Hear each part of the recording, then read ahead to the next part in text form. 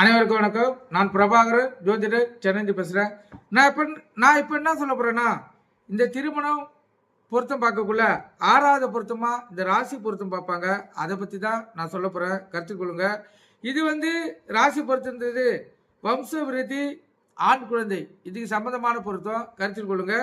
பொதுவாக பெண் ராசியிலிருந்து ஆண் ராசி 2, 3, 4, 5, 6, 8 இது போல வந்தா, அதாவது 2, 3, 4, 5, 6, 8 ஆண் ராசி இதில் வந்தா அவங்களுக்கு பொருத்தம் இல்லை. கருத்தில் கொள்ளுங்க.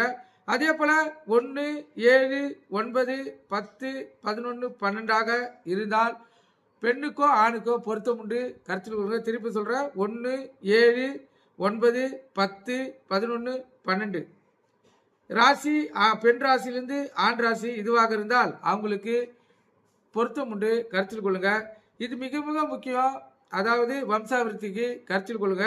அதே போல இருவரும் ஒரே ராசியாக இருந்தால் ஆண் நட்சத்திரம் முன்னதாகவும் பெண் நட்சத்திரம் பின்பாக இருந்தால் நன்மைகள் உண்டு. கருத்தில் கொள்ளுங்க. இருவரும் ஒரே ராசியாக இருந்து ஆணுடைய நட்சத்திரம் முன்னாடி வரணும்,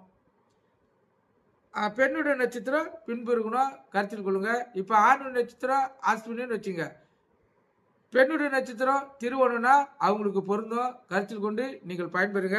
இது ராசி பொருத்தம். அதே போல 2வது ராசியாக அமைந்தால் வாழ்க்கையில் பாதிப்பு ஏற்படுத்தும். கருத்தில் கொள்ளுங்க. 3வது ராசியாக இருந்தால் துக்கம் உண்டு, மகிழ்ச்சி அவங்களுக்கு குறைவாக கிடைக்கும்.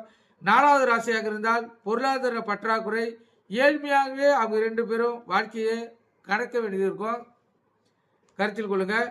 5வது ராசியாக இருந்தால் விரும்பத்தகாத நிகழ்ச்சிகள் வாழ்க்கையில் ஏற்பட்டு 2 பேருமே பிரிவினை ஏற்படுத்திடும். 6வது ராசியாக இருந்தால் குழந்தை பாக்கிய தடைகள் மற்றும் பிரிவினைகள் ஏற்படும். கருத்தில் கொள்ளுங்க. இது அடிப்படையில் ராசி பொருத்தம் பார்க்கப்படுகிறது. இதை நீங்க கொஞ்சம் உன்னிப்பா பார்த்தீங்கன்னா உங்களுக்கே தெரியும். குழந்தை இல்லாதவர்கள் இதை ஆராய்ஞ்சீங்கன்னா உங்களுக்கு மிக தெளிவாக புரியும். கருத்து கொண்டு பயன்படுங்க. நன்றி, வணக்கம்.